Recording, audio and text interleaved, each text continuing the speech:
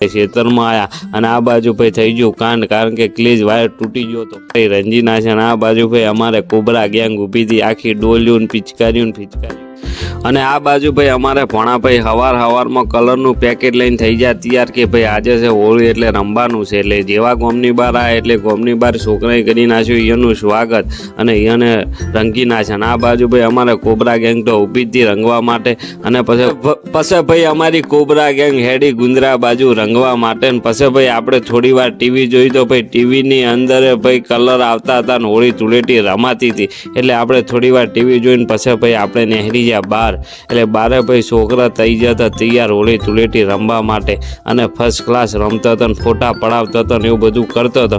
એટલે આપણે એને થોડી વાર જોયું. પછી ભાઈ આ બાજુ ભાઈ અમારા આ કાકા આવી જાય એટલે એને છોકરાએ લીધો ચેડો. એટલે કીધું કાકા તમે ગમે એટલા તોડો પણ છોકરા રંજા વગર રહેવાના નથી. અને પછી છોકરાએ રંજી નાખે. અને આ બાજુ ભાઈ અમારે કોબરા ગેંગ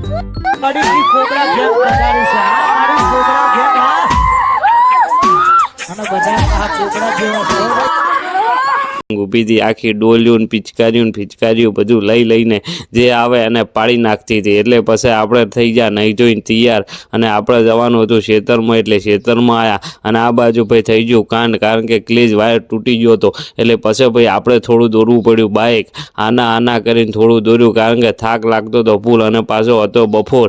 એટલે પછી થોડી વાર કીધું લાય ઉપર બેસી અને પગેથી થોડી વાર ધક્કો માર્યો. પણ આપણે તો હવે કરવું શું. પછી ભાઈ આના કરીને ગેરેજ તો ગેરેજ હતી બંધ. એટલે આપણે પછી પાછું ઘેર આવવું પડ્યું અને ઘેર આવીને બાઇકને મેળ દીધું. ન હોય આપણો વ્લોગ પૂરો. મળીએ નવા વ્લોગની અંદર. જય માતાજી.